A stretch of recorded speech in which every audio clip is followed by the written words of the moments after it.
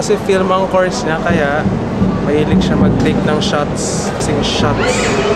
Nakasuminom, alcohol. Amoy prutas. Kapag sumasakay ng kotse ko, tinataas niya pa natin yung paa sa dashboard.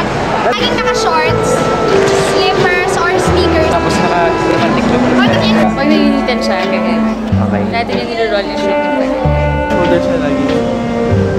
Ganito ka lagi. Nakataas yung balikat na ganyan. Like shoulders. Pinaka-iyakin. Pinaka-emo na tao na kilala ko. Emo. Ano ibig sabihin ng emo? Emo. Jerson.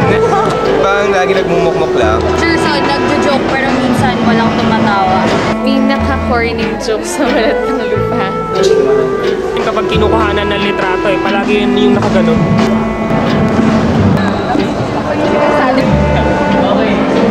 Ganun nga siya. Ganito ma-impress si Jerson. Ay, ganun. Tayo nyo ng idea mo, ganun lang siya.